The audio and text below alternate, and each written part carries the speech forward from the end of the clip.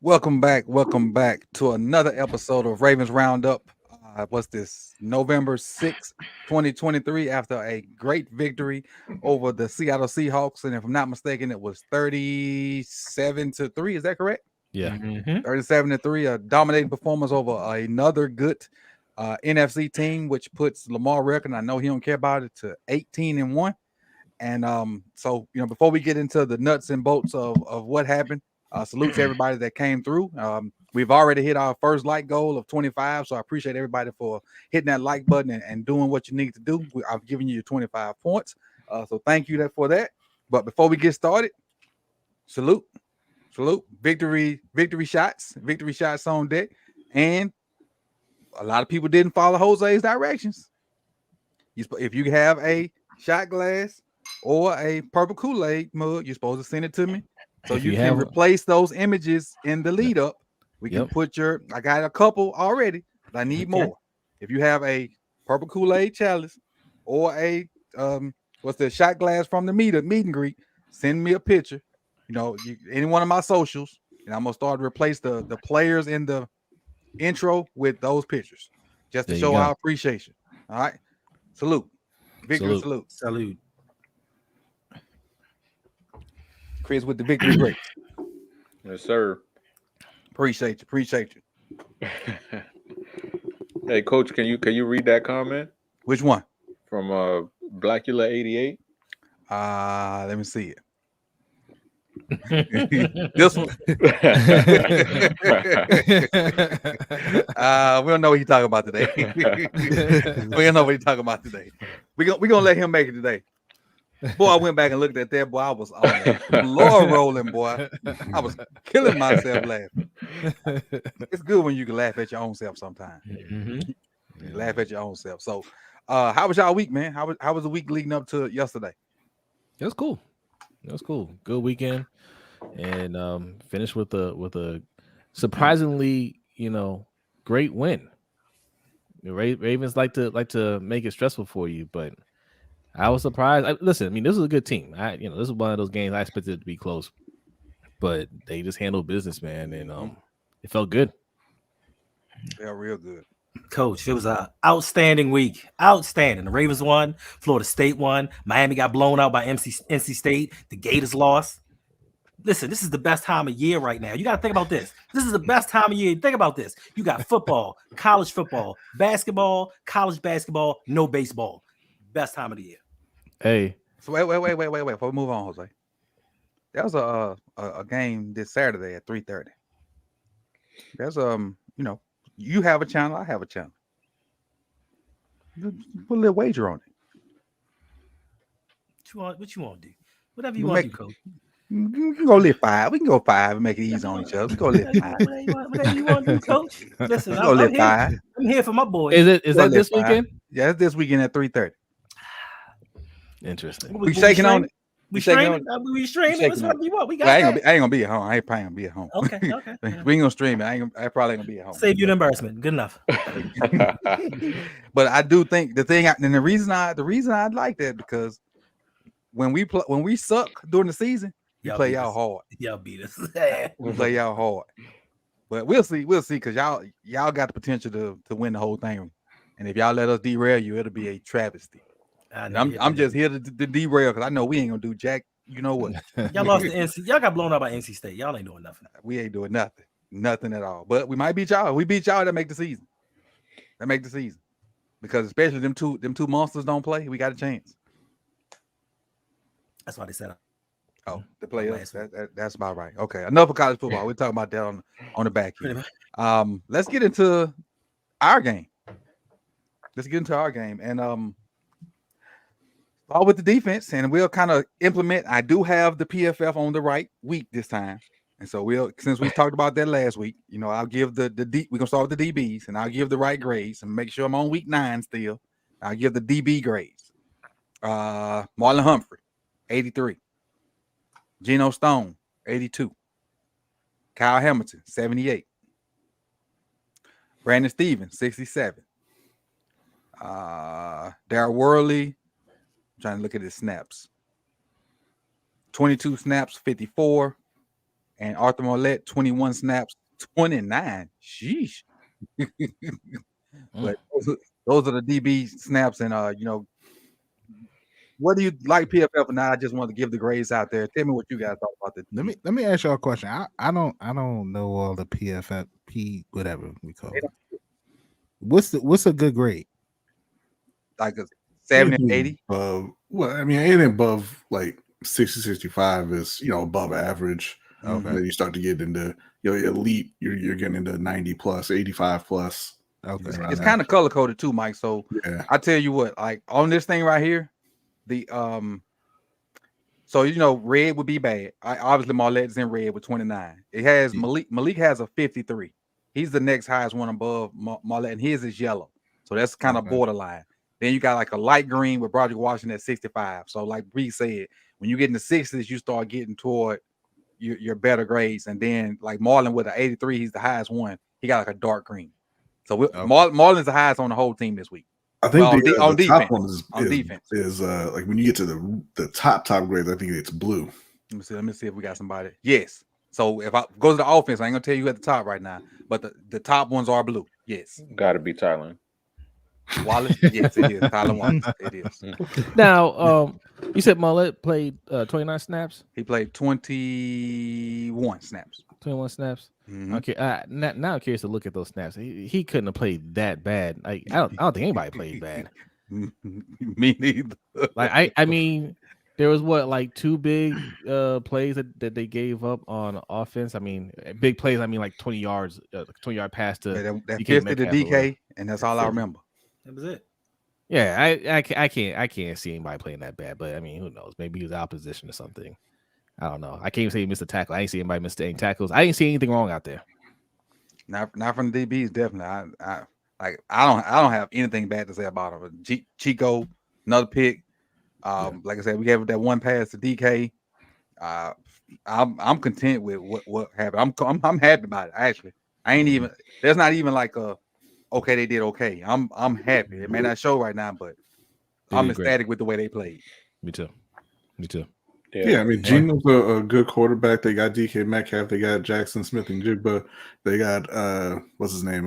Kenneth Walker. Mm-hmm. Yeah, did Walker play? I mean, Like play. Ain't nobody doing anything out there. But like, they're a very talented offense, and they got completely shut down. So there's nothing bad to say about that group. And they actually have another rookie that's not bad. Another rookie receiver that's not bad. I think it's Bobo, maybe. Bobo, yeah. He don't suck. 4'9" Jake Bobo. He don't suck. Charbonnet's good too. Like and Charbonnet, yep. I'm surprised that like they got completely shut down. That surprised me. Yeah. Chris? Yeah, I was thoroughly impressed. I know Tyler Lockett was coming in banged up, and it didn't really matter if he was 100%, 2%. Didn't matter. They were getting shut down. So. Hats off to that group because Geno had nowhere to go with the ball, like nowhere to go. Even when the few times that he had time, he had nowhere to go. They had that one breakdown where DK, he just ran into a empty void of the zone. Mm-hmm. And that was pretty much the only mess up from the secondary. And, hats off to them because they played about as good as you can play. Yeah, I agree, man. Look, this group again every week we say it, but pleasantly surprised by this group. This was the group that scared us the most coming into the season, man. We were shook about this group, but man, look, we about to have to change a few names of these guys, all pro Gino. I don't know. All pro Gino, he might be headed that way, Pro Bowl B Stevens, he might be headed that way. I'm just saying, they keep this up, man. These guys, so yeah, salute to those guys, man. But they gotta chill on my man Mollett. I can't see him playing that bad either. That's my guy. He played. I guess that's low snaps for him. I guess, but I guess you got Worley back, so I guess they had those guys out there. But yeah, man, salute to that group. Yeah, that group balling. Listen, you can't take anything away from it. I don't know what it is. I don't know why that defense is so prejudiced against the NFC. I don't know what they got against them. They just don't want them to do. They just don't want them to do nothing. Like they see an NFC team is like this. Not today. Not today. Like they out there balling, they doing their thing. And like Mike said, this is the group that we had the most concern with. And I think they may be playing the best out of everybody, even the linebackers. So yeah, shout out to the defensive backs. B, you want to chime in or the? I did already. Okay. I said enough. Got you. So let's slide to the linebackers since you brought them up, Hendo. Let me get the scores for the LBs. Now either one of them normally had their 10 tackles. They had like 7 and 5 or something like that. But their scores go as such. Roquan had a 75, and where's PQ? PQ had a 63. And I guess that's extended garbage time. Delshun got in and had 4 snaps, so he got a 65. And Trent Simpson got 1 snap and got a 60 for that 1 snap. So really, it's still PQ and Queen. What you guys think about their play? Man, yeah, go ahead, Endo. I was gonna say they out there balling, and I know it's gonna be some people that say, "Oh, they didn't get that normal amount of tackles. They didn't need them." Because when you got teams going 3 and out, you're not going to have the opportunities to get tackles because you're getting them off the field. Yep. So I think the linebackers are setting the tone for this defense. They're getting these dudes the hell off the field, and they're going about their day. So, listen, we ain't got nothing bad to say about this team this week. Luke Kuechly would have got them tackles, but look, I mean, if you look at this is kind of the linebackers and the D line, obviously, but I mean, 15 carries, 28 yards. 6 first downs. No catches from the tight ends. Barely anything for the receivers. Like they played fantastic. 4 sacks on Gino. I mean the whole defense balled out. Mm-hmm. Yeah, I agree. I think Hendo hit it right on the head. Like, yeah, you're not going to have 15 tackles when these dudes are just being 3 and out the whole damn game. They're barely on the field, and they were just. I mean, they did what they needed to do and had everybody lined up correctly. Rowe bringing that energy like he's been since he's been traded. So, it's like we said with the DBs, just great all across the board. But everybody knows their assignment. They know what to do out there, and they're doing their job. It makes everybody's job as a whole easier. Mm-hmm. And it shows on paper. We can look at and say, oh, well, they ain't had that many tackles or they ain't had that many snaps. Well, yeah, when you only give the other offense 6 first downs, that's what happens. Tough. And 6 total first. That's crazy. And I didn't even realize that during the game. That's an amazing number. They got 6 first downs in a 60-minute game. Yeah. That, and look, people, we want 10, 15 tackles a game from these guys, but it's nothing wrong with giving them an easy day, right? Mm-hmm. let's keep those guys upright. Let's keep them healthy, man. They just had to do what they needed to do. But like you said, Hendo, they keep the defense together. They keep them online. They keep them, they keep them focused, especially Rowe. I like the role he seemed to assume with this team as that guy. You know what I mean? I don't want to quite give him 52 tag, but it's kind of they lean on him that way, and he gets them going. So I love to see it, and I'm gonna say it every week. It's the best linebacker duo in the league. Can he get 51 tag? Can he get a Darryl Smith tag? I'm gonna give him a little more than that. What I will say, what's different from this group in years past, other than that the statistically, when you watch them on tape, there's not just one person at the ball.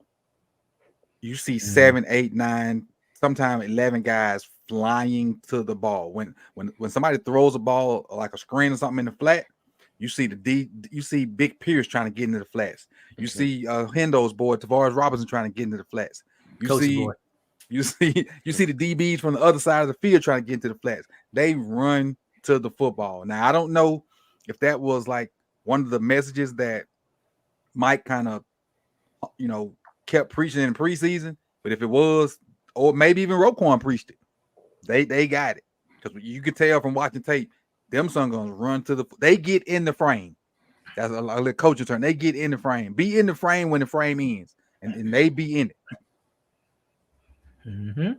Going to the D tackles. Well, the D line is in general itself. I'll start with the highest one. Tavares Robinson, Hendo's guy. 83. Coaches, even though they only had 9 snaps, but he had put that evil on me, Ricky Bobby. Brent Irvin, put that evil on me. 9 snaps, 79. He played? Yeah, 9 snaps. Justin Hamilton, 28. Not Justin Hamilton. That's kid play for us. Yeah, way back in the way. Matabike, 28 snaps, 75. Oway, 30 snaps, 71. Clowney, 30 snaps, 69. Van Noy, 22 snaps. Man, 22 snaps and all the production we're getting out of that dude. That's crazy. Every week. What's his grade? He had a 68, but I'm just thinking about two sacks out of 22 snaps. 2 sacks and a forced fumble. This is what gets me about their grading. This is what gets me about PFF grading. That's he should be a lot higher than that. They got his run defense low. They ran for 16 yards. Right. They got his run defense at 45. So I'm just giving you what they got for a poach chop. That's why we don't you know what kills me about PFF? If you got to hold whoever put together this grading, they wouldn't be able to justify it either. Because I've seen them get called out before, and they're just like, oh well, I don't know. That's just what we graded. Chris, we firsthand accounts of what part of what goes on. Yeah, me and Chris got firsthand accounts of the. Oh, me and B have done that too. Y'all did. I knew. I forgot B did too. A lot of people don't know. This show was almost called the PFF Roundup. Right. They'd have fired y'all 2 asses just because y'all giving good grades. Y'all giving the right grades and shit. Right. How they gotta go. They giving the right grades. Forget this metric. Giving the real grade. But let me see who else. Roger Washington, 19 snaps, 65. Travis Jones, 21 snaps, 61. Michael Pierce, 28 snaps, 61. And Malik Harrison, 7 snaps, 53. But as far as the D line and the outside linebackers, man, these cats, forget these grades, man. These cats playing lights out, man. They making the linebackers and the deep. They making the whole defense go. Yep. That front 5 or whatever we want to do, whatever we calling it, because we so multiple, can't really call it whatever.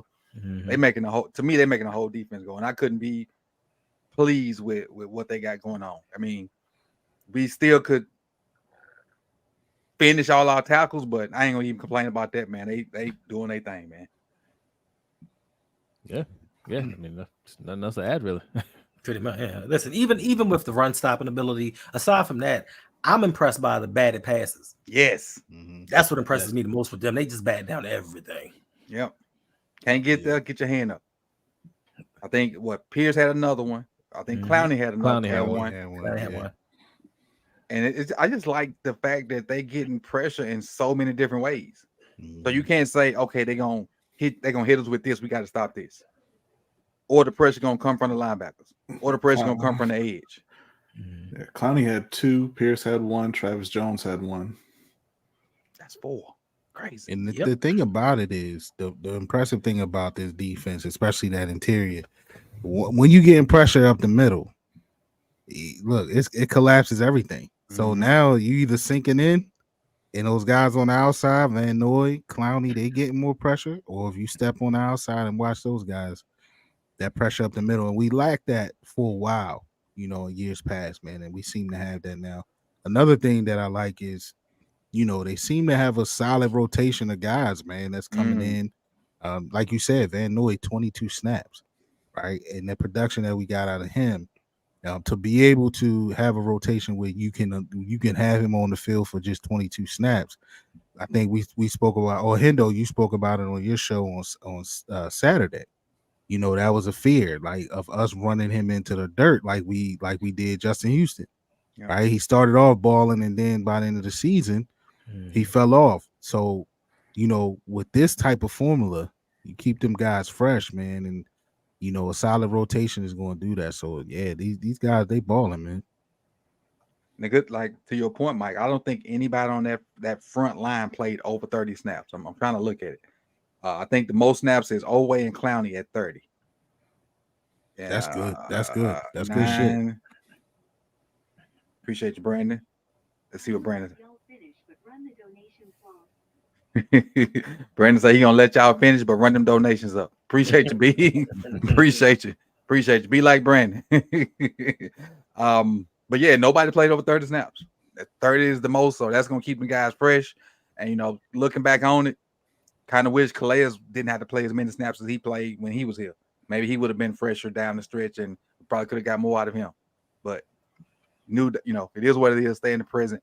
And Chris, you want to talk about the defensive line, or you good? Yeah, no, I'm happy as hell about the defensive line. I mean, it's been something that's been missing for the last few years, as far as consistently having a rotation like this. And it's not even just the outside that they have the rotation. Inside, they have that rotation too, where they're bringing in Travis Jones. They're even, I know he doesn't get a lot of praise or anything like that, but he does a lot of dirty work with Urban, the upside down from Family Guy face kid.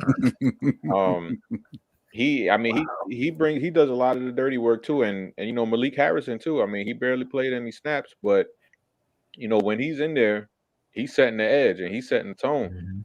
And we've seen what it is like in the beginning of the year, where guys can't set the edge, and when you see how teams can just start gashing you once that little leak is found on the other side of the ball.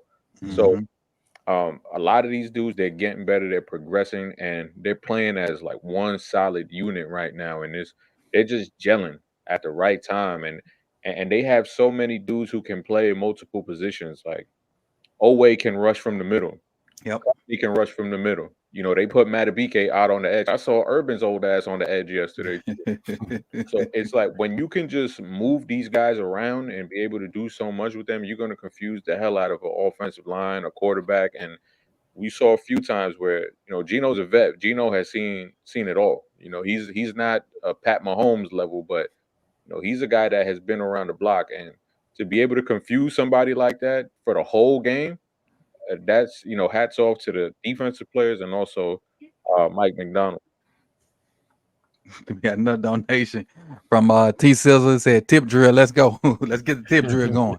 Hey, I don't know how many of y'all, I'm telling my age, but it used to be a show called BET Uncut. Oh yeah. Yes, Lord. And tip drill was one of my favorite videos at the time. So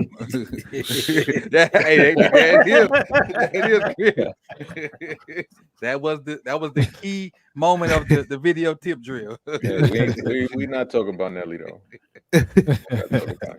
You gotta move on, Chris.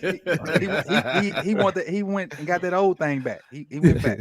He circled the block. No, He circled the block. That up. Looks like he having a great time too. Chris, you got, don't worry, Chris. You got Nia Long, man. Don't worry. Woo. Oh, that is true. Yeah, that was kind of crazy too. I shake my head on that one. That was very crazy. Yeah, that was kind of crazy. But back to football. So that's all the defense. Anybody you want to sum up? Y'all got any parting final thoughts on defense? Excellent job. It's an excellent job. But yeah.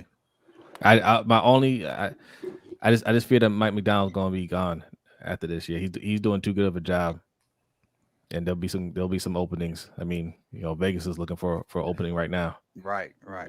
Well, hopefully Antonio Pierce locks that up. He's off to a good start. Yeah.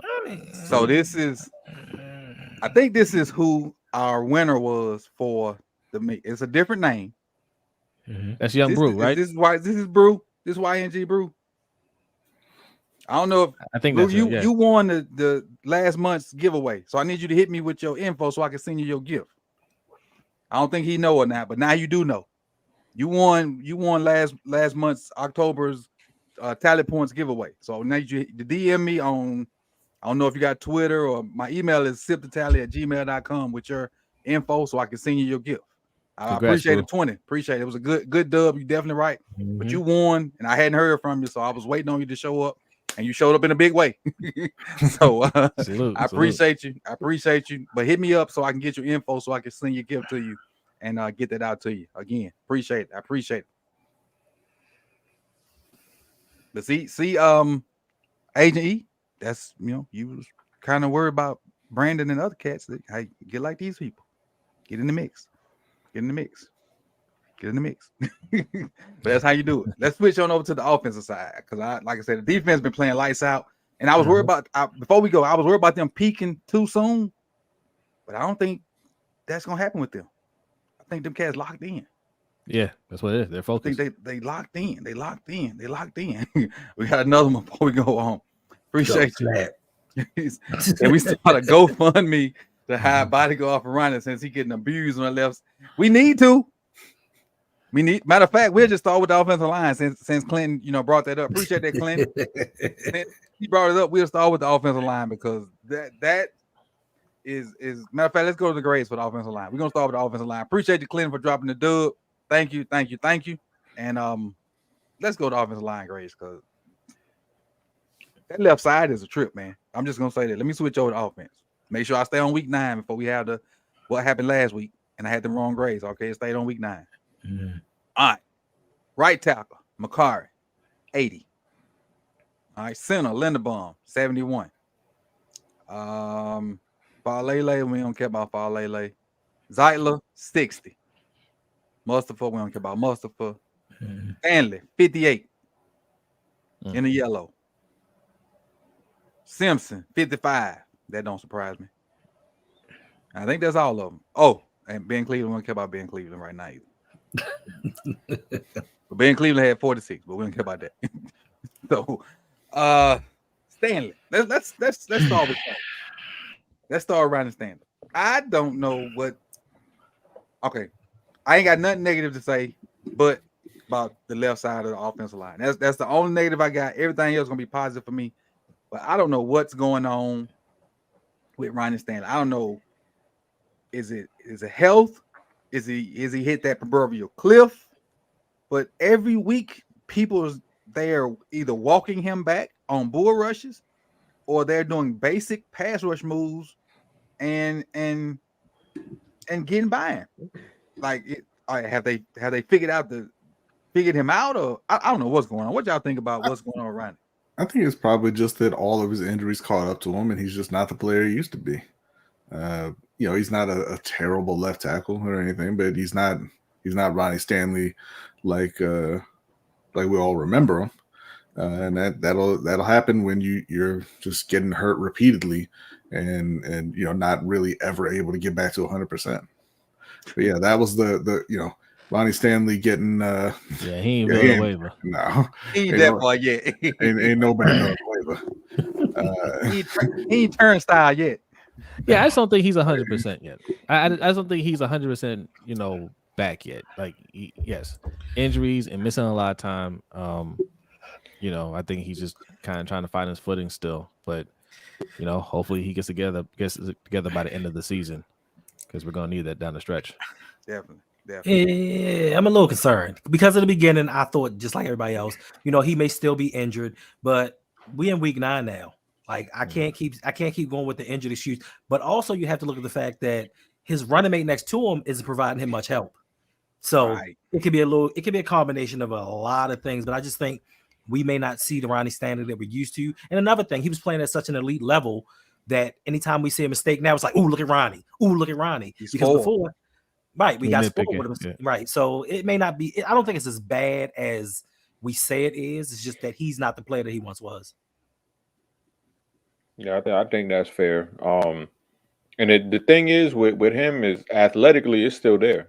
Like the way he moves, like it's still there, but it's just I don't know if it's the ankle. I don't know what it is, but when they hit him with the bull rush, it's like he just has no confidence to just plant that leg and just set that anchor down.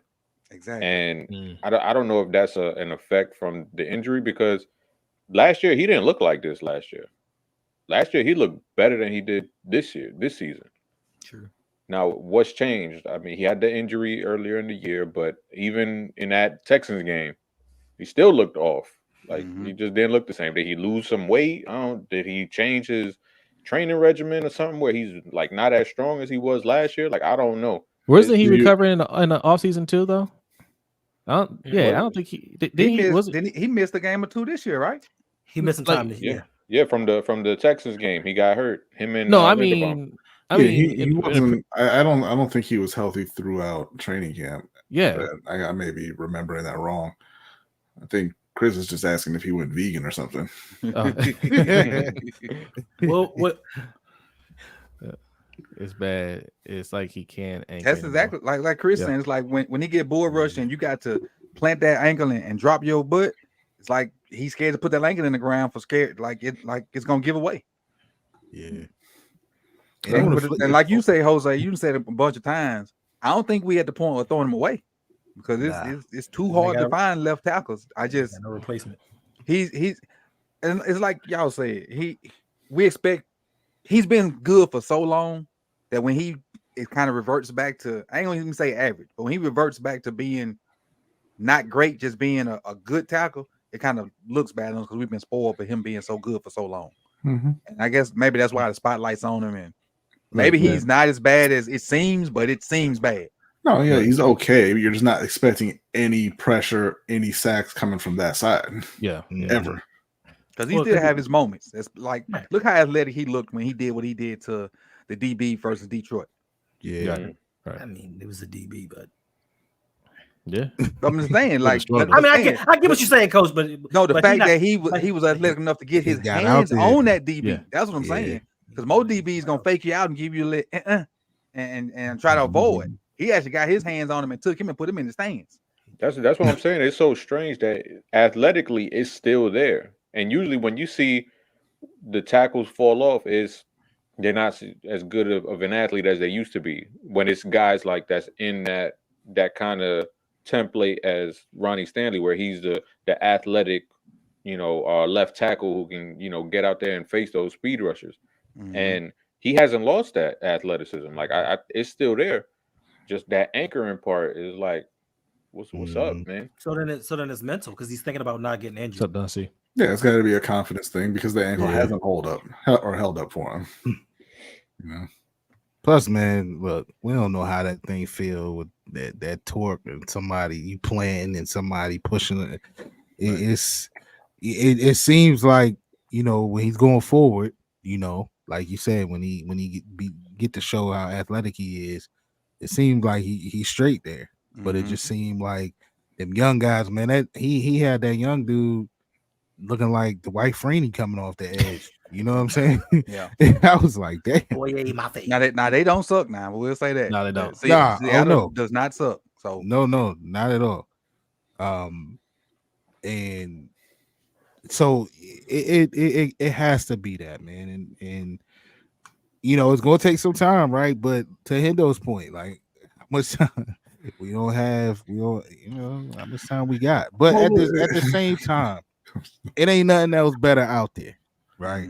And as to y'all point, we're not ready to throw him away yet, even though when he lined up on the right side last week, he did look good over there. I did like seeing that. I think the reality is he's just gonna be our guy for a while, right? Yeah. And if this is the new reality where he's an average left tackle, then we just have to take it because we're never going to be in position anytime soon to draft a top left tackle. Right. And top left tackles don't become available via free agency or trade. Yep. So you're going to have to get better, across the O line. We can get a left guard.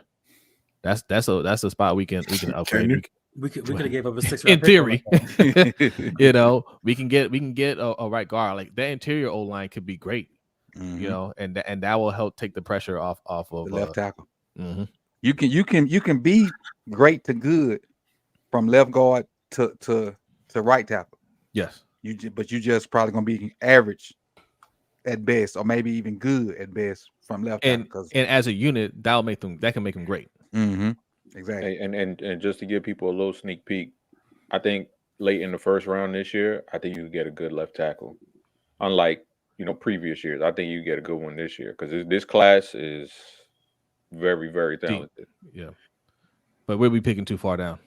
Yeah, I mean, we probably can't get a left guard. I mean, a left tackle at 32. No, even there, you might be able Even to. at 32? Even there, like it's like 8 deep right now. Like, wow. Okay. Wait a minute, I just thought about something, and it's completely not thinking about what Chris was talking about. Where Big Red at? Oh, he been hiding. He been hiding. Y'all remember Big Red? Was making fun of having my guys at number 1. Number 17. Saying it was like supposed to be like number 17. Mhm. They sure been creeping up.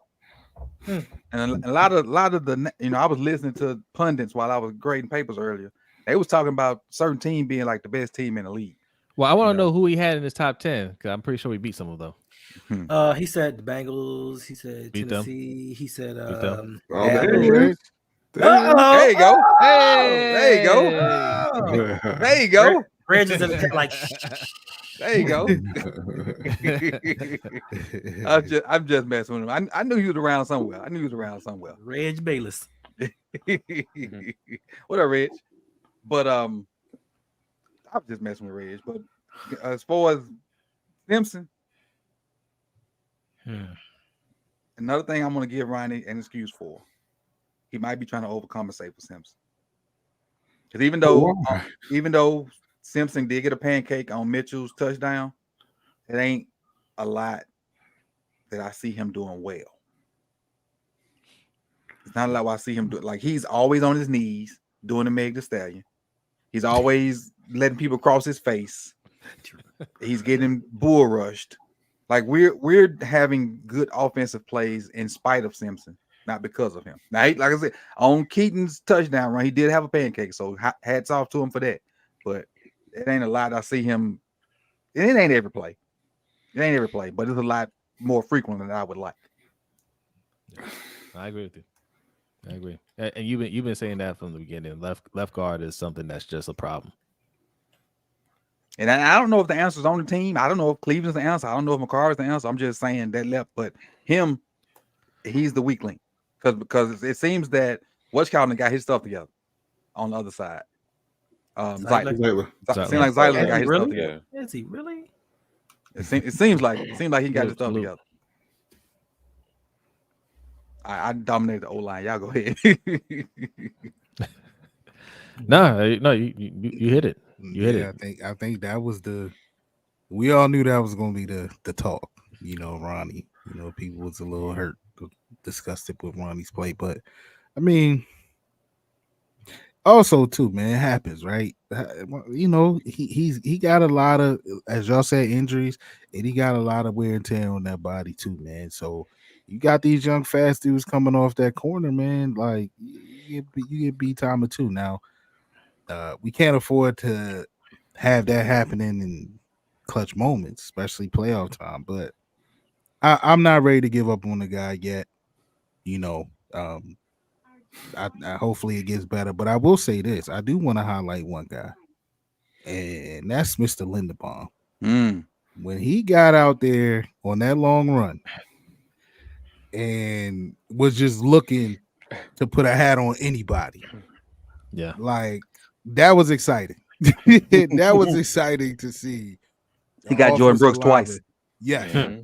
To see an offensive lineman saying, nah, yeah, I'm down here. What's up? I don't know who with me as wide. Oh, that's a wide receiver next to me. That's all right. I'm running with him too. So shout out to Linderbaum, and that grade that somebody said it was very low for him. Yeah, that play alone, that should have put him in the 90s. Yeah. Most definitely. Hendo B. I mean, I don't know. Y'all know I watch the Ravens and the Panthers every week, so I mean, y'all got about the best O-line I ever seen. I don't have anything bad to say about any of those guys. I mean, particularly John Simpson. You know, John Simpson deserved that spot. He earned that spot. He earned it. Yeah. He did. I mean, he did. Technically. Are you trying to get me started, or I mean, if you want to sit down and go play by play, we can do that. Emotional damage. But no, outside of Stanley, you know, giving up that forced fumble, you know, when Lamar was throwing it. I mean, the O-line played very well. You know, you're always going to have guys miss a block here or there, but I mean, for the most part, they were pretty outstanding. Big Reg wants to know what we think about Voorhees. Voorhees comes up. Why? What is going on with this guy? What did he do to touch your hearts so much? Like, why do you guys love Voorhees? Because he was drafted injured. Because he did some bench press after tearing his ACL. That's a great story. He was USC's best offensive lineman last year. By far. That's not. And also 7 years ago. I'm just saying. I don't. But we're having a conversation about why Ronnie Stanley isn't living up to your expectations because he's been hurt for several years. I'm just answering the question of an offensive lineman that's almost the same age as me. Right. And Chris can tell you, Voorhees has been hurt just as much as Stanley. Yeah. Yeah, he got a long history that he's been in school longer than Van Wilder was, and he was hurt damn near almost every year. But he does have positional versatility, so like I don't mind putting him into the mix, obviously. Like, but for people to just be like, "Oh yeah, he's gonna be our left guard next year," like that is too far. Like you got he has to battle, he has to win that. That's not something that you just hand him over like he's a first round pick or something like that. Yeah, don't listen to that, Reg. So whoever you heard say that, you can go tell him I said it's BS. First of all, he's got to get. You can put my name on and tell him I said BS until he does something in the NFL. That's the thing. BS. That's the whole thing. He could be, but you don't lean on that. You still go out. You still have to go out there and get a proven guard. Right. You don't let that. That can't be the plan. Yeah, exactly. You don't let that stop you from taking one with a premium pick. Right. You still draft as if you don't have a guy there. Because you need two guards anyway. Yep. Right. Zyler not coming back. Zyler's on the way out. Zyler's what, 34, 35, 36, somewhere up in there? Yeah. I think 34. We'll see. But yeah, and I know he did 900 bench press reps, but still, you can be strong as an ox if you can't move, i.e., you know, certain people. Foul Lele? Yeah, exactly. But coach, that's not fair that you're getting on these Voorhees people. But then when we get off stream, all you do is talk about your boy Salah. talk bad about him all the time. Just talk about him. just love him. You can't wait. Salah. I talk about him. Salah all day. Salah all night. It's crazy. It's crazy how I talk about Salah before every stream. I'm talking about on Sundays. Because that inactive list comes out. that you could write in pen. Right. So they finally saw what I saw. You talk about the injustice every Sunday. But let's go to receivers and tight ends. Receivers and tight ends. Let me get a grade. Hey, hold on. Sean Cole wants to know what's going on with the super chat. Look, tell you what. Super chat ain't working for you. You can hit the Cash App. What's your Cash App, Coach? $sign IvanEvans, or hit that pin comment. That pin comment up there too.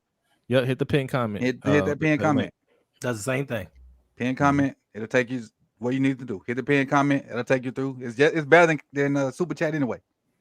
Yep. That pin comment better than super chat anyway. And the Cash App, all that stuff is in the description. It's in the description, Sean. I appreciate it. Whichever one you can get to work for you, I appreciate it. I see them all. Oh, big cousin here. If big cousin here, I got that from you yesterday too. I don't want you to know I got it, even though you don't get a like a little thing pop up, but I got that from you, big cousin. So I appreciate it. If you in here, all right. Now, what we say, receivers and tight ends. All right. So, this guy's I didn't see this at first. Isaiah Likely. Who mostly? Isaiah Likely, 92. 92 off that one catch. I'm sorry. 19 snaps. He had Yeah. 2 92. catches. He Didn't he had 4 catches. Oh, that's what I was about to say. It was a Ah. sighting. It was a likely 92. sighting. Andrews, 44 snaps, 81. Okay. We can put Ricard down here with these cats too. 23 snaps, 67. Beckham, 35 snaps, 65. Bateman, 43 snaps, 59. Zay, 52 snaps, 59. Duvernay, 16 snaps, 57. Wallace, 12 snaps, 55. Nelly, 42 snaps. That's throwing shots, Chris. No, for real. I don't know. I You know, a lot of people got in on the back end. I stopped watching the game after a while. Nelly, 42 snaps, 53. And Charlie Colaw, 17 snaps, 47. I ain't got an issue with receivers at all. I saw Bateman, even though he didn't get the 2 catches, was beating his guy off the line of scrimmage and getting open. He had the one good catch that if he didn't catch it, it probably was a for sure interception by Tyreek Woolen. Odell got into a groove. Zay, I think, only had 1 target, maybe 2. Yeah. So he didn't use him as much. But as a whole, I can't remember any drops. Help me out if I'm wrong, but I don't remember any drops.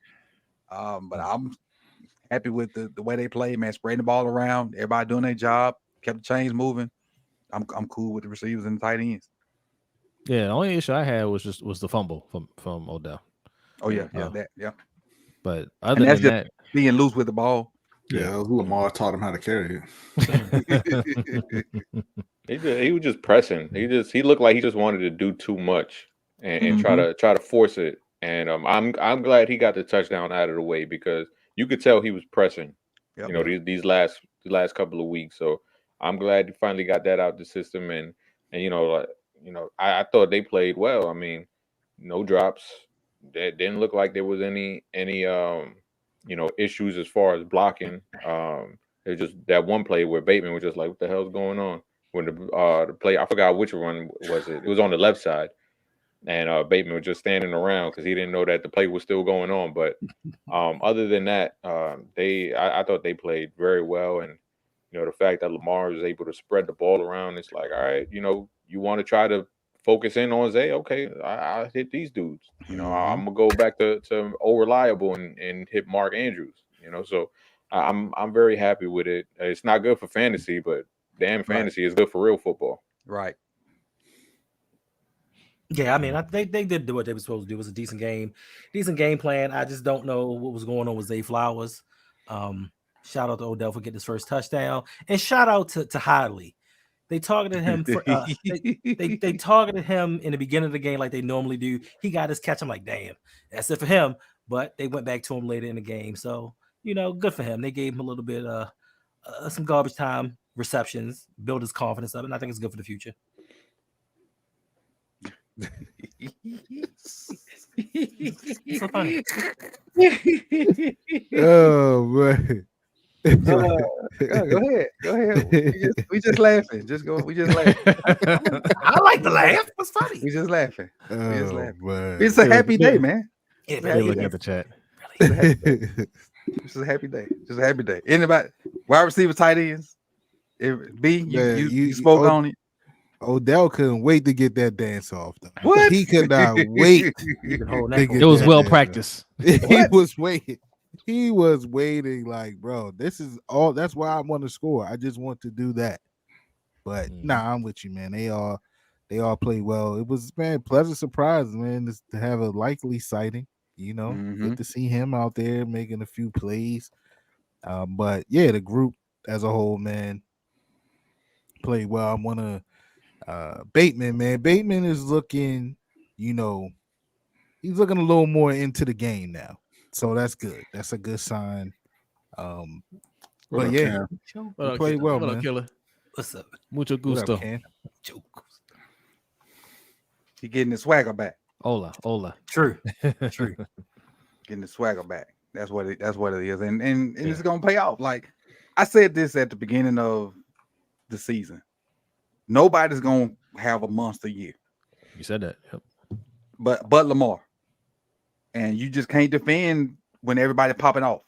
Zaya pop off a week, a running back will pop off a week, Keaton, or Marker pop off a week. You can't double nobody, and so you can't really focus your defense on a certain spot, and that just opens up everything. And matter of fact, we could just transition on into running backs. Y'all cool with that? Yeah. What I saw yesterday out of Keaton is what I envisioned for JK. When I said JK could match his 2-year production to get 1,300 yards, is what Keaton did yesterday. You had spread sets, and he was taking simple inside zone. They was blocking it up. He was getting yards because they got to defend the pass, and you was playing with 5 and 6 people in the box, which is for a running back, which is awesome because you got to defend Lamar on the read. So that takes an extra guy out. So now you're playing a hat on a hat, and if he makes one person miss, which he did, it was out the gate. It was out the gate. People don't remember because he been hurt a lot, but J.K. Dobbins did stuff like this in his rookie year. And at Ohio State. That's how you got 2,000 yards at Ohio State. Yes. Yeah, just look at last year. Look at that little run that he was on. Yeah. Where after he came back. I mean, that was just a little glimpse, and that wasn't even 100% JK. Right. And we're seeing it with Keaton Mitchell, and like Coach was saying, you see what's his name? What's the guy with the key card? Jamal Adams. Yeah, Jamal Adams.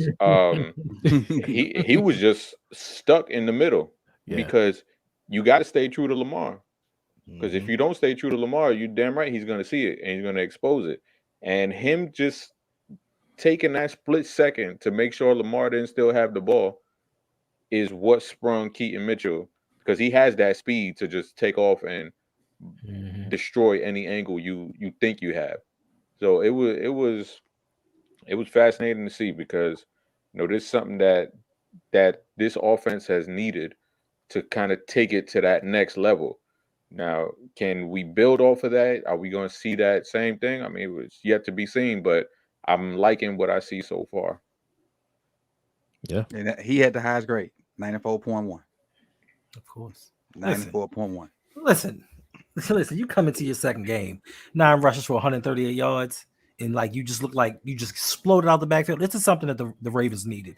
We needed that home run threat out the backfield, because we've had decent running backs, but they plod down the field. They hit that Hank Stram matriculating down the field. we need that individual that can just take it and go, and that's what Keaton Mitchell does. But I also want to shout out Gus Edwards.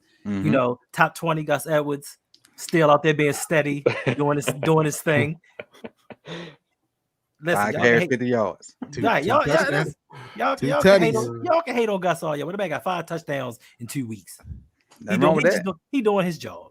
And I don't hate on Gus. He's from New York too. Oh no, I know you don't. But it's just people out there in the Twitterverse that's like, he's average. He's a little bit more above average. He's top 20 average. Yeah, some people want to compare him to Miles Sanders, which is just it's terrible. But listen, he wishes he could have a season like Miles Sanders. Someday. But listen, Gus, you know what's funny about Gus? He never can, because anytime things start to look up for Gus, a marginally talented running back comes and eats his lunch.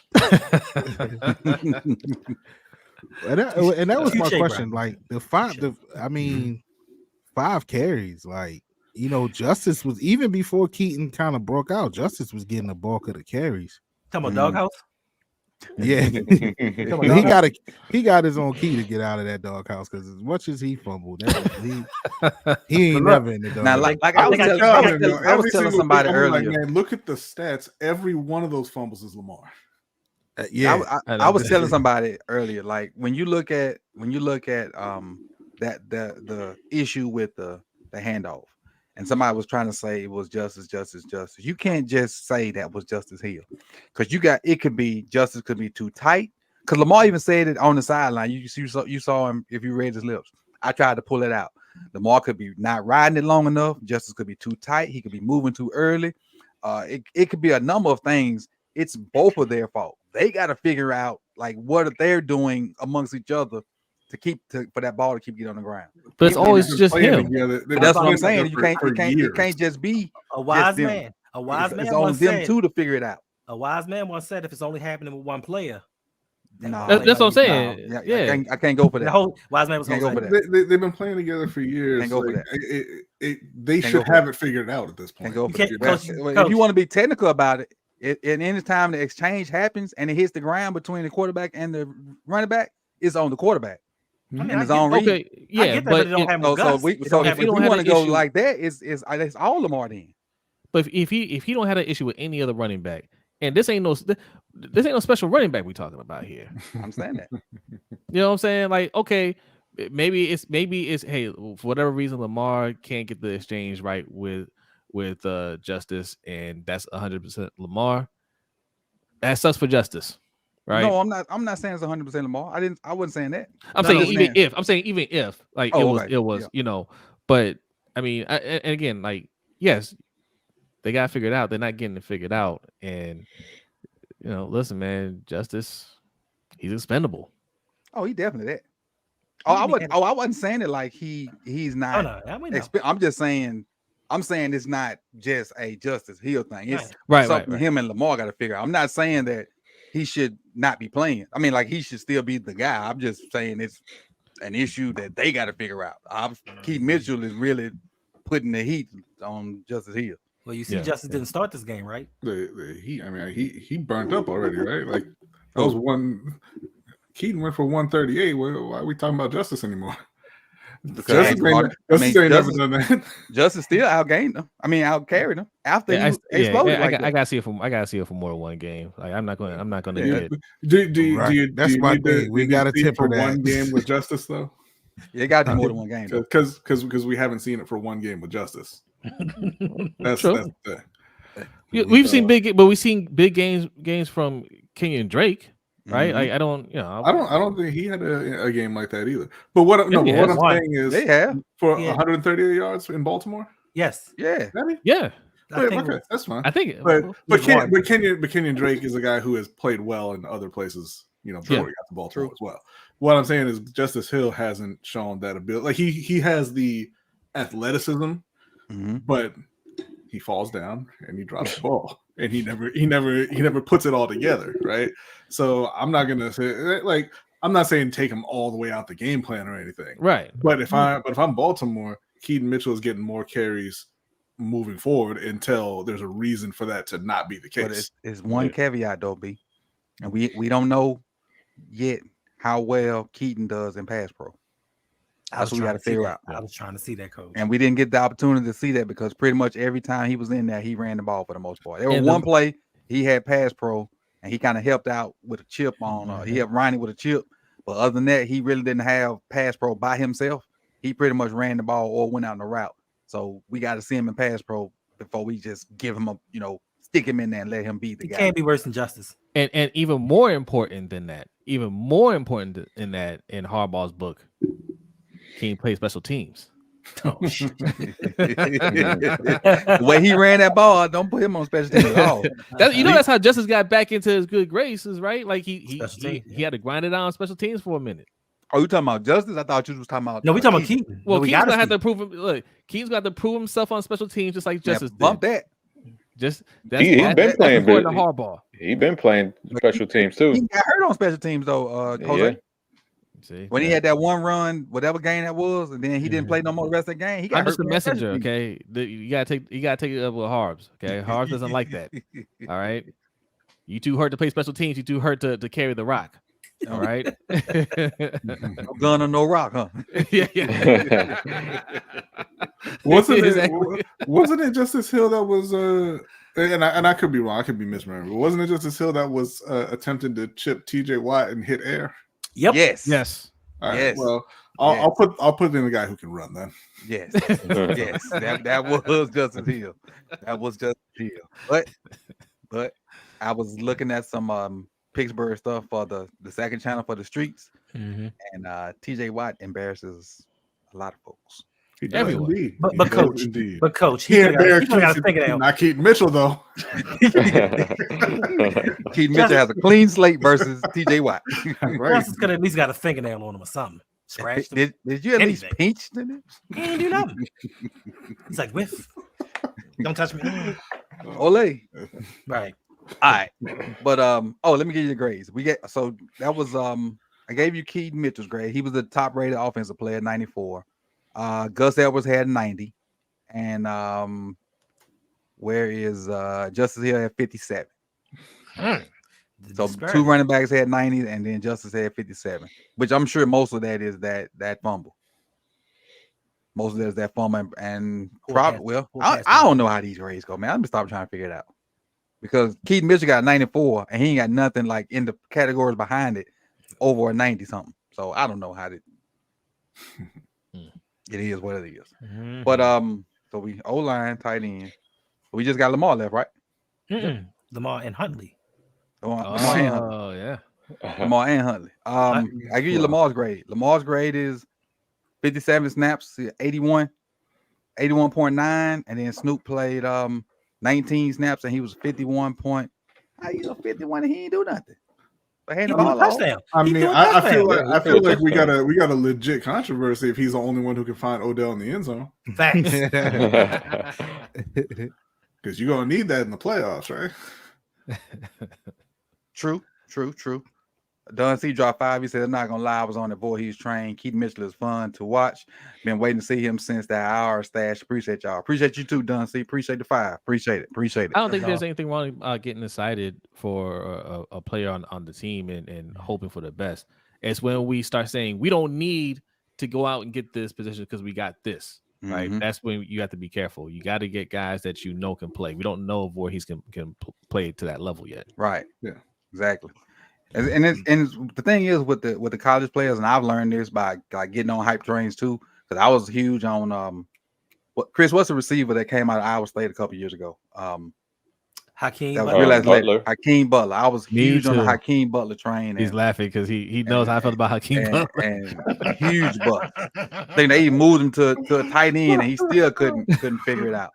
So it's to me like no matter how good these guys are in the college, I got to see them in the NFL. And I mean, I know Brian probably gonna slap me for this one, but look at the Bryce is playing just fine. So. I mean.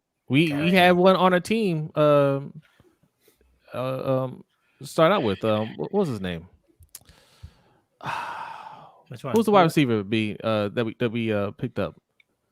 Who are you talking about? Treadwell, yeah. Like I thought he was a can't miss wide receiver. Treadwell was a monster in college, sure was. Mm-hmm. And just turned out to be bust seated. But back to Lamar and Snoop. Again, Lamar. To me, lights out. The fumble, I don't think was his issue.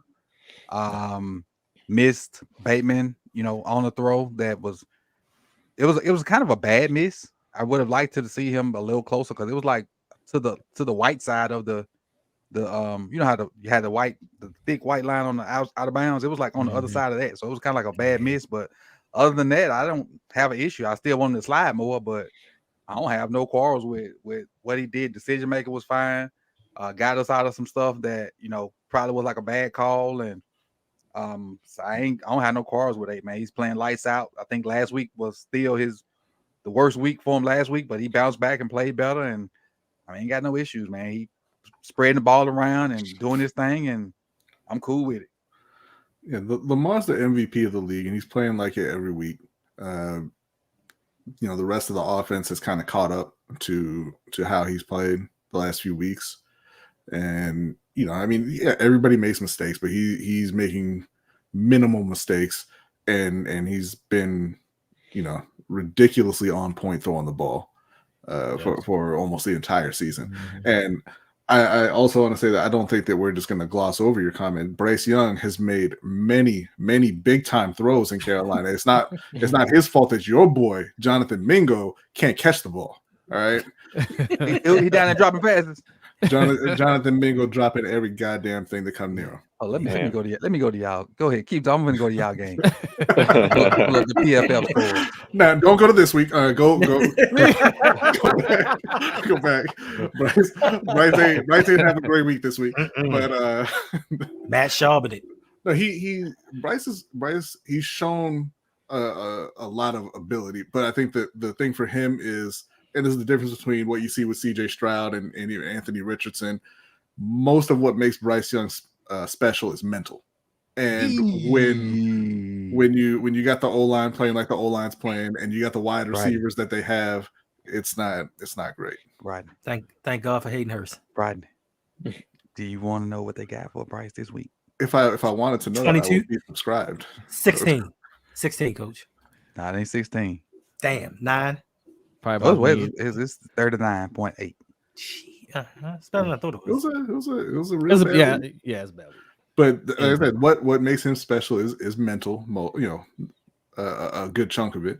And when you don't have the guys around you, it's difficult for that to affect the game positively. 68.8 the week before. So it's it's up and down. Is he a rookie? It should go up and down. Coach. CJ Stroud is a rookie too.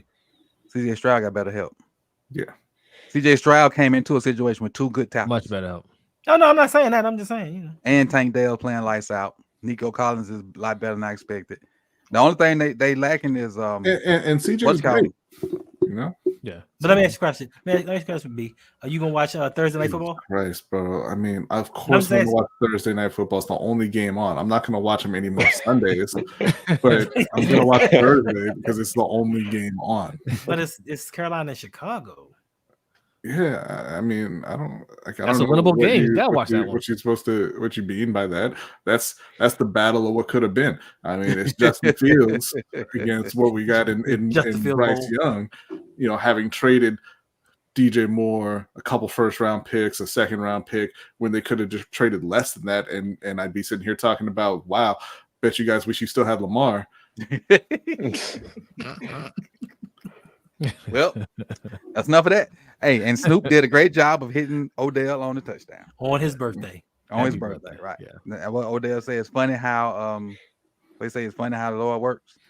He couldn't wait to hit that park height strut. So now with all the touchdowns out the way, he got a touchdown. We can start to see the Odell that we all want now. He ain't got to press as much. He ain't got to press as hard because it won't, the burden of scoring is not there. Because obviously you're not probably gonna hit a lot of those markers. So get that out the way. The thing is about W's now. But I think, Coach, like the last 3 games, he's been pretty consistent. Like the numbers aren't there, but if you watch him play, he's doing his thing out there.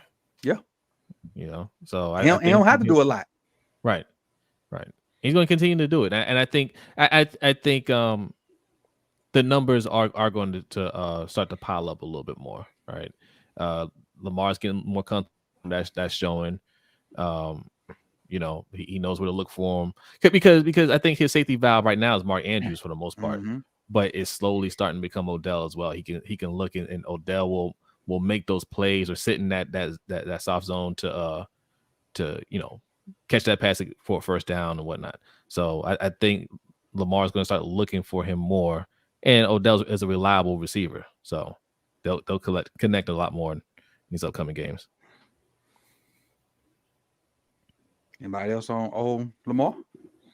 Yeah, like it's funny watching Lamar because you're like, damn, he's having a great game, and then you look at the stats and you're like, that's it. Like, it don't feel that way. Like, and then like if you just somebody who's just not watching the game, and then you look at Lamar's stats, you're like, oh, his team's carrying him. But when you watch the game, it's like he's having a way bigger impact than those numbers will ever indicate. And to me, that's why he's the MVP, because I think I spoke about this a few weeks ago, where he just needs to start doing that. Drew Brees, Tom Brady, where all right, I'm gonna kill you with 1,000 cuts. You're gonna give me this stuff, these short little easy passes. I'm gonna take these layups, and we're gonna slice and dice you down the field. And he's doing that now. And I think the next progression is getting on point with that deep ball, like you said, where he missed that shot to Bateman. And that's always been one of the bugaboos when it comes to Lamar and his game. But is the progression that you want to see of him be that cerebral guy.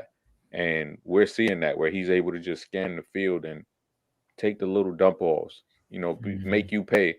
And it's fun to watch this progression because a lot of us have known that he can do this, and we're seeing it come true in real time.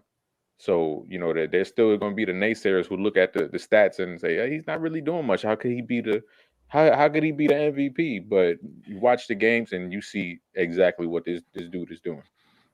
Yeah, they just need, hopefully, Zay, and I don't know much about Keaton Mitchell in terms of the pass game, but he just needs guys who can catch the ball and then do something with it on their own after the fact to get the numbers where the other quarterbacks have them. But I mean, he's playing lights out. Yeah. Hold on, I'm checking. Yeah, man. 8 doing this thing. Look, what was he? 21 or 26? Yep. Yeah. Like, 80-some%. Yeah, like that type of stuff. Like you said, to your point, Chris. Like, yeah, we watching the game and we knowing that he ain't missing shit, right? So you look, there you go, and you see 100-something yards, but like, man, if you can win, we got to look at it the other way, right? If they wanted to press, right, he doesn't seem like that type. As you seen, he got upset last week when they came out throwing the ball, and he was like, man, look, we need to run the ball, right? He get those 2 runs to Gus could have easily been him, right? He ain't, that brother trying to win, man. And to your point, Chris, like the impact on this team, you take him off of this team, and yeah, I don't care who you got out there, like you take him away from this team, and it's an issue. But like you said, the progression, man, is a beautiful thing to watch. He just has to, he just needs to stay the course. He locked in, obviously. I don't think he worried about stats, and I think the accolades will come if he continues to play like this. It's all gonna fall into place. He don't need no 400, 500-yard game. What we need is to scare these teams to know that can happen, though, right? you pick your poison, but you play me like that, I can go for that, or I could just bust you up like this, right?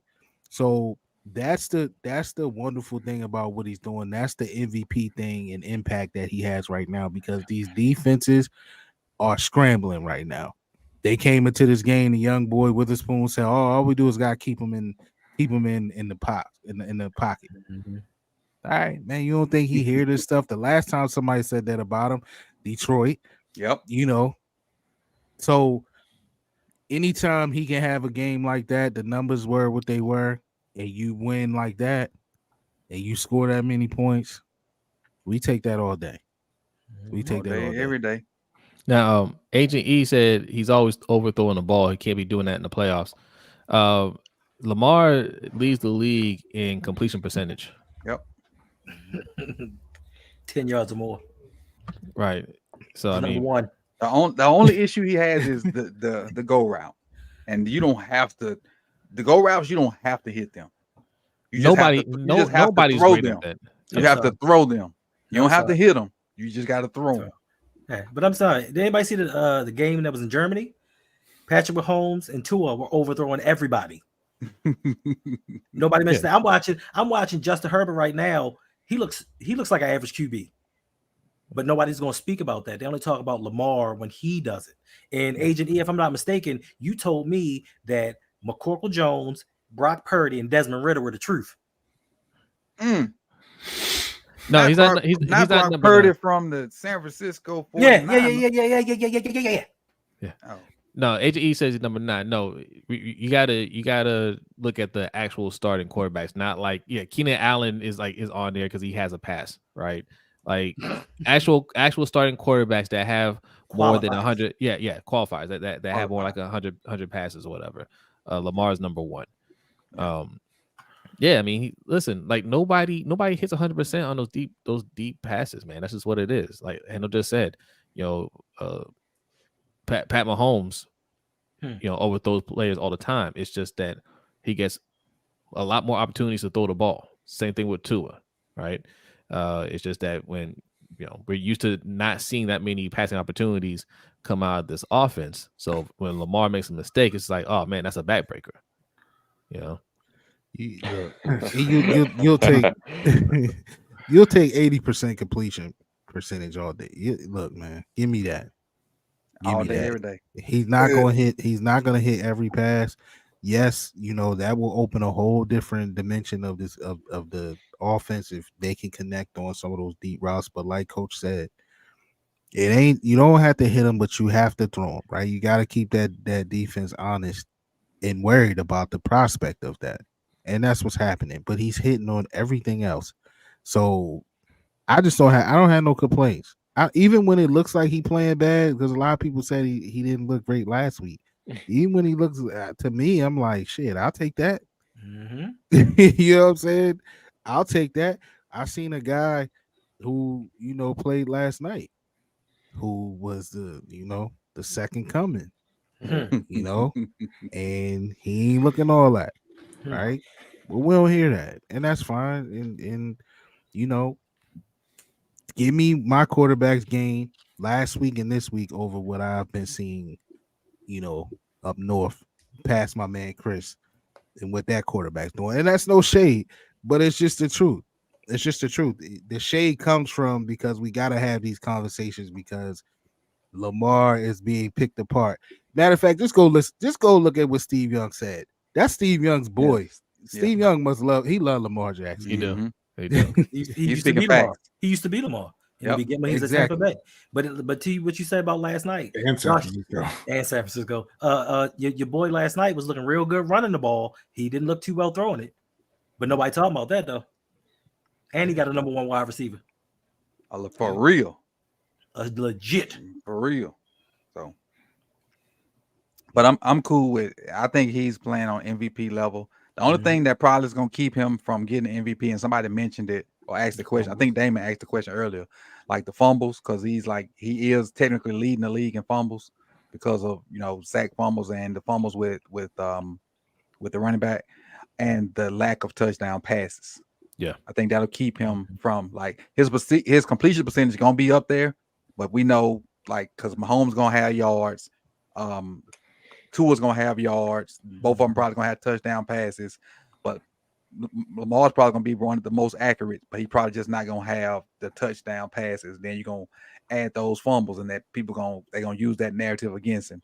So even though he probably should be in the conversation, he probably not gonna be. But I'll definitely take the wins and just keep stacking the wins on a weekly basis. The way he's playing right now, he's doing everything that he needs to do to put us in position to win a Super Bowl.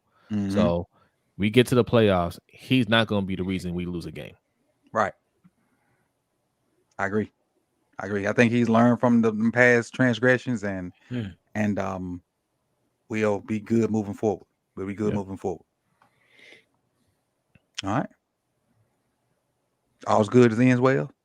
Yeah. Yes, sir. Yeah. Okay. Coach, I'm really excited. Oh yeah, I'm super excited. I'm really excited. Listen, to be honest with you, since 2012, and I can't even count 2012. Since 2012, this is probably the second time that I honestly believe we can go win the Super Bowl. Mm-hmm. I feel it. I feel we gonna be in the Super Bowl. I just don't want to get let down. Look, I'm taking a week to week to week. Yep. I'm not overhyping myself this year. I'm still disappointed we didn't make any trades, man. Yes, we can. When we have games like this, we say, "Oh, we don't need anybody," but we've been through this already, right? We did this in 2019. B put up that stat. In fact, right? Somebody on Twitter was arguing with us. Who was it? The Rams. We put up all those. We put 45 points. Yeah, and Mark Ingram had 1,400 yards rushing. It was we don't need anybody. We have all the tools we need, and then we get to the playoffs, and then it showed we don't have anything, right? Then all of a sudden, when you absolutely need plays to happen because the other team is scoring, it's just Lamar out there, only one that you can rely on, right? I just felt like there's an opportunity to get somebody else in there that can just help us. Yes, we all know we're good enough, we can make a run, but having that talent there will help, because that's what I'm afraid of. When we get to the playoffs and Miami can easily drop 21 points, in a quarter, can we answer back? Yeah. You know, right Good- now the we good thing don't about that, have to. Jose, is I don't think they can do that no more. That's the good thing about that. I didn't think they could do it at the time. I don't think they can do that no more. With Roquan in there and Mike has a firm grasp on what we're doing as a team, I don't think they can do it no more. That was a brand new Mike McDonald. It was like his second or third game. No Roquan. And Marcus Williams No, had like no Marlo. 2 interceptions. yeah, no Marlo. Marlo was in the game. No, not at the end. Not the end. He Now was when all there that for the, stuff went he was, down, he was there for the first 28 of those points. and ain't nobody Tyreek proof. That's not. ain't nobody that Tyreek doesn't, proof. Now, that doesn't exist. That's a great point. Nobody's but- Tyreek proof. But yes, but this defense is better. I a lot agree. better. Yeah. But the only thing that I see that may be a little bit of a difference is if A-Chain comes back. A-Chain, yeah. I mean, A-Chain. Yeah, If he comes back, yeah. that makes the Dolphins a little bit different. Yep. That dude is averaging 12 yards a carry. And the way they use him, they'll line him up. They'll line him up at receiver. They'll line him up at. They'll have A-Chain and most of them there, and Tyreek and Waddle, and all of them run 4.3s. Yeah, they speed guys. So, but we got this. We got this. Yeah. But I'll say this: I even with all this, it's to the point for me with the Ravens that I'm confident with them going into any Sunday against anybody, and that's a good feeling. Like they gonna play with everybody. They might not win every game, but they're going to go into the game with whoever it is, whether it's the Dolphins, whether it's Kansas City, whoever. And I think they are going to be in the game. And that's all you can ask. That's all you can ask. Because once you get to money time, which is the playoffs, it ain't gonna be any games like last week. You run into a game like last week, you just caught them, at a bad time. I mean, look at last year when we go into Cincinnati and nobody gave us a chance, and it came down to the last, some BS or whatever that happened with our Pro Bowl quarterback. But when it's that time, everybody shows up. But I believe that they'll show up against anybody. Post Super Bowl roundup meet and greet will be a sequel. Yeah, there you go. Yeah, that will be tough. Something. Yeah, it will be tough. It's on you, my Ravens. It's on you, Ravens. It's on you. As far as me, I'm happy, man. So I ain't got no quarrels. I just hope we can keep it up. Got a good defense coming in this week, and they got issues along the offensive side. I hope we can take advantage of it and not play down, man. I hope that's my biggest issue is us playing down to the competition and not taking anybody lightly. But as far as week 9, I'm ecstatic to see how we continue to employ Keaton Mitchell, how we continue to get everybody involved, because the more people we get involved, the more dangerous we become, and how we just keep playing lights out on defense and get healthier. How we gonna implement Marcus in when we get back? Because a couple weeks ago, I was like, Marcus come back, Geno just go to the bench. I'm not on that train no more. Nope. You got to figure out a way to play all 3 of them. You can't put that back in the box. You got to figure out a way to play all 3 of them, some kind of way. And if somebody got to go to the bench, you got to be Marcus. Is Tyus Bowser coming back? Who? Okay. Nothing. I made it up. This is the last time. You made it up. This is the last time I'm gonna say. Harbaugh said something today about Njarbo. What y'all think that announcement's supposed to be? He done for the season. Yeah, that's what I was thinking too. Yeah. So no, really. With that being said, with your excitement and your enthusiasm, Hendo, let the people know where they can find your work. But first, what's going on? Wait a minute. First, he done for the year. He ain't said that yet. He just said he had an announcement to make about Njarbo. Okay. I'm sorry. Yes, you can find me on the road. I'm just saying, 2 years in a row, he can't be out. He can't be injured 2 years in a row. He's a second-round draft pick. No, it's gonna play out like you said Saturday, Hendo. I'm hurt. He gonna miss these first 2 years. He gonna have a solid year next year, and then that next year he gonna ball out and be gone. Good and price round picks. Yep. Yes, I'm sorry. You can You can find me on the Rogue Pod, where I do a live stream every Sunday evening at 8 p.m. On Tuesdays. Tomorrow night, especially if you look, Disposable Entertainment, me and Mr. Galloway on Electric Relaxation. Tomorrow is our 1-year anniversary. Nice. 1 year. Nice. Special show coming up to our live stream. Thank you, 8 o'clock p.m. Also, you can catch me on Game of Tones. I'm still working that out. I got a whole bunch of other stuff going on, but I have another channel that I've been working on. That's why I've been kind of derelicting my duties with the things I have going on. So just stay tuned. I got some things in the works. The game is another one outside of Game of Tones. Yes, I'm gonna be doing Game of Tones, and I'm gonna be doing something else that's a little more.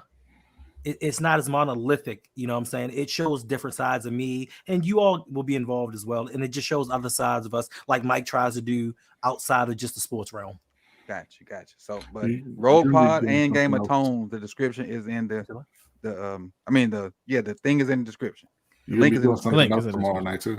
What'd you say, B? So you're gonna be doing something else tomorrow night too. Oh yes. My apologies. Also, 9:45 p.m. Make sure to check out Brodney and Suge on Steel Conspiracy. As we welcome Hendo back to the show. I will be watching them from the chat. No, I don't think that's the case. Listen, I'll tell you what, Coach. He don't show up on Tuesdays. I ain't gonna be here on Mondays no more. How I get put in this? It is what it is, Coach. Listen, I don't know. I'm like the 50 Cent meme. What do you say FB for? do you guys know what a conspiracy is? I do. Yeah. It's a flock of ravens. Mm. Steel Conspiracy is supposed to be a Steelers and Ravens podcast. All right. And then I'm like, why am I in it for the past year? Right. And then Hendo left, and it's like, what are we doing? Suge is a Steelers fan, Hendo's the Ravens fan, and B is the Panthers fan that also co-hosting the show. B is the football fan. He's the football fan. Yes. Yes, check it out. Suge Knight 323. Mike dropped something on us, so let's Look, man, I told y'all it was gonna come eventually, and it did. So if you are not subscribed already, go over to Open Mic with OTR Mike. I got a new episode over there. It's been a while, man. It's been a while. I was so rusty that when I started if you go watch it, I start the show and it's just a blank screen because I forgot to put myself in the show. So I was backstage while the show was going. But anyway. So you ain't filming from Tampa, did you?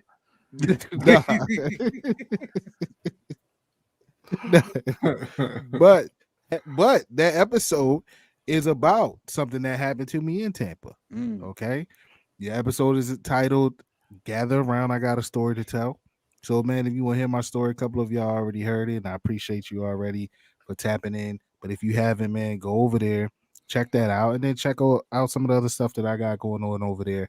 I am also 1/3 of Ring Kings podcast. That's just the best boxing podcast on YouTube. No shade to anybody. It's just facts. All right. If you are into combat sports, especially boxing, go over to Ring Kings podcast, subscribe. We got some stuff over there already, and we got some stuff that's coming soon. We'll be doing something this weekend, I believe. Finally getting out our pound for pound list, and it comes at the perfect time because it was a lot of good fights that went on this year. So it's there, right? We'll be there to update that. So go over there and get your fix of the boxing world at Ring Kings podcast. All right, Chris. You catch me on Twitter at Chris Just Joking. The last 2 weeks I said we're gonna drop Deep Cover Pod. It did not happen, so I'm not gonna say anything. Third time's the charm. We'll be there when we're there. They show up when they show up. That's right. So Deep Cover Pod is equivalent to Lauryn Hill. Lauryn Hill told them people, y'all better be lucky I come out on this ML. Hey, Coach, do you see Bazel's comment there? He had some breaking news as well. You scroll up a little bit. It says Hendo going to be doing a live food review with Bazel. Oh, I didn't even know about that. I didn't know when Me that going down. I didn't know about that. Well, This is breaking news to us all. Hendo gonna be sitting there like this. I got it. I got it. Let's Try. it. I got it. Let's try it. I'm not eating this crap. Hey, y'all see Ocho backpedal? Yeah, Yeah. yeah. Backpedal hard on Keith Lee, boy. And listen, Hard. they better stop playing with Keith Lee. I know Jose and Brodney know this. Y'all, Chris, you probably know it. But his hands are certified, Yes. right? Yes. He will whip. Yes. He will.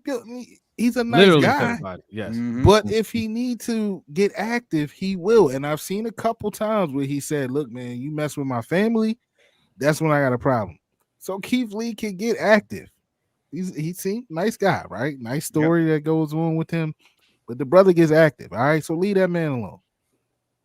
So yo, like, when did he become like a food critic? Because like the other clips I saw him in the past, like he's just talking about other things, and then all of a sudden people are like, "Yo, Keith Lee coming to this town reviewing food." I'm like, No, he said he this is what I saw just from all the hoopla went on. He said because being an MMA fighter, he's had to cut weight and add weight and do different things. So he just likes food, and he he just started eating food and just sitting in his car talking about it. Yeah. And as he started doing it, more people started watching. And so he's been doing it for a little while now. He's doing 14 it million more people now. later. Yeah. okay. Oh, so he's going to city to city to Yeah. He went to Atlanta and He went said to it was going well until he got to Atlanta. yeah. Okay. He single-handedly crushed Atlanta. But they needed it. All of The them. crazy rules. I heard he had some good reviews there. There's a Yeah, couple he did some good stuff, but the places that the wannabe bougie places Yeah. that make you wait an hour and what they had coming to him. And then when he went into those places, they were like, "Oh, it's Keith Lee. Let me seat you." He was like, "No, you didn't want to seat my family. Right. I don't want no special treatment." Right. So Better man the than funny me. thing is when he said, we went to XYZ and I don't have no food in front of me. Let's talk about it. When he did that, I got it. Yeah, Let us I'll talk say about it. this. As I'll you can say see, this. I don't have no bags in my hand. Yeah.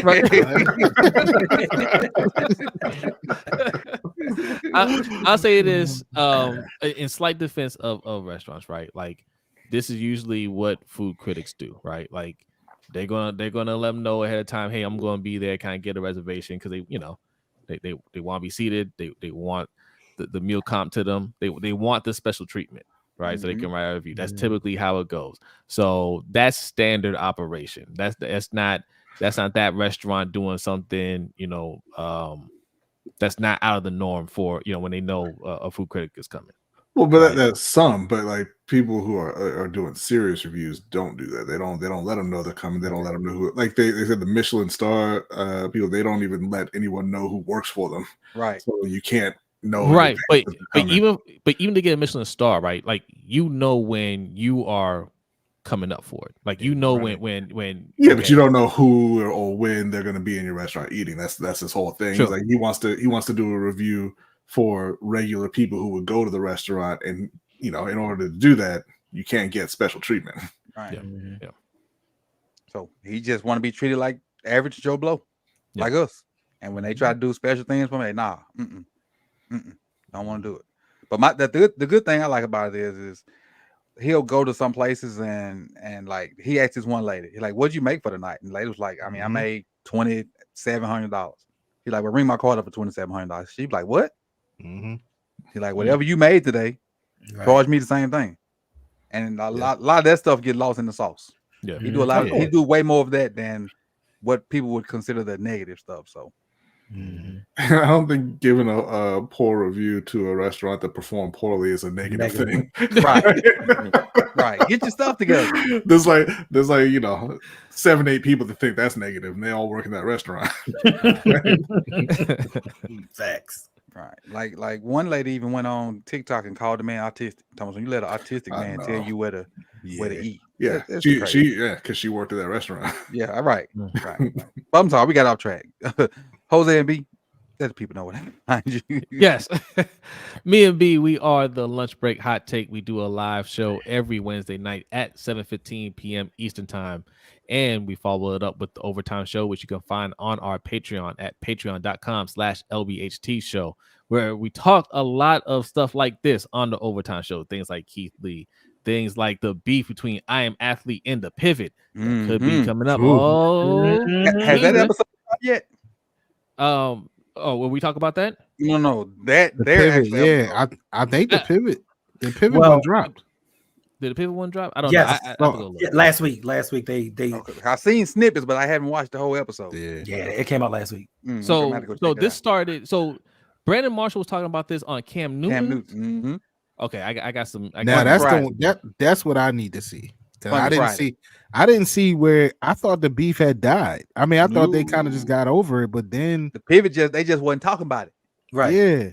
But But so Brandon started talking about it. he started talking again. Okay, I Mm-hmm. got to see the Cam. I got to see him on Cam. All right. But Brandon pretty much went on like this one dude who got out of jail. He went on his podcast and was like, "Yeah, I only talk about it with you." And he was just like, "Yeah, I made them, so to speak." Then he started going to other places and talking about it more. Mhm. So Fred and them was like, "Oh, you want to talk? Let's talk." Right. And that's kind of what happened. You made some NFL legends. Right. I'm pretty sure they could have put this together without you. Right. Facts. Left and had a bigger platform, but It's sad, right? Because I'm an athlete. I think what they did was Yeah, something never seen huge. before. They had it. Yeah, Yeah. it was had the huge. formula. Yeah. Had the formula. Blew it.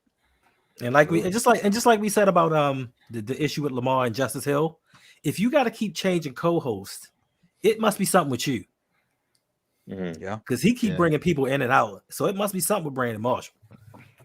Yeah.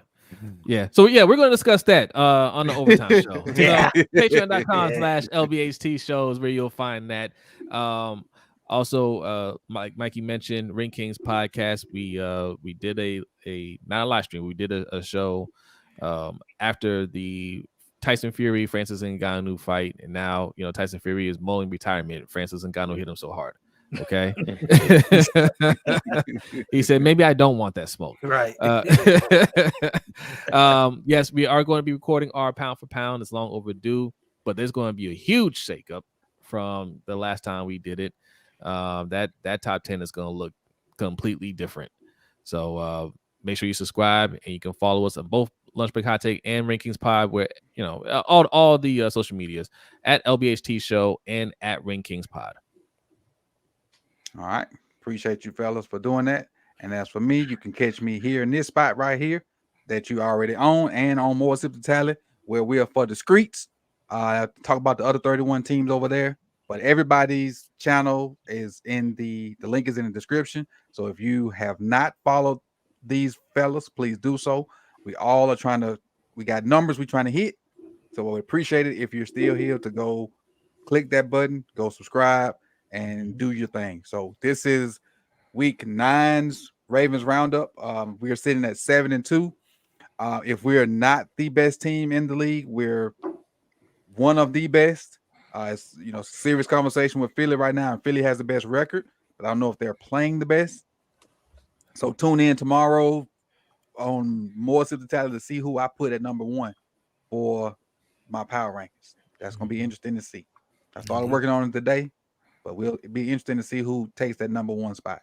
But I appreciate everybody for coming through. I appreciate you guys for joining us today. And, let's see what we had on lights before we get up out of here. Make sure I ain't missed nothing. I got a question. Go ahead. Y'all think that they're gonna say something tomorrow morning about Justin Herbert? It took him till the beginning of the fourth quarter to pass for 100 yards. Really? Yes. Damn. He just got 100 yards at the beginning of the fourth quarter. He looks terrible. But I don't think they're gonna talk about that. They're gonna say something about San Diego finally winning the game. I'm sorry, Los Angeles winning the game. I don't But know. if I it need 15 was more Lamar. points to complete an epic comeback on J6. That's all I'm worried about. That's Who you all I've got been looking playing? at on my right. Who you I got got playing? the Jets defense. Oh. I mean, I need Losing to 15 Jada more Six is points. Nasty business, man. All right, we out. Appreciate y'all. We'll see y'all on. Well, I know y'all see me out the week dropping videos. Hey, go check out that Keaton Mitchell video I put out if you haven't watched it so far, and my Keaton Mitchell short. Somebody gave me that idea early this morning. I was almost late for work putting that short together. I saw the comment about 6:30. School starts at 7:25. I think I finished that short right at like 6:55, and I had to fly out the house to try to get to work on time. But I made it. But whoever gave me that idea, thank you. I forgot to thank you at the time, but it turned out to be a good short for me. I appreciate it. And now we definitely out. Peace, y'all. God bless. Peace. I got it. Want to try it?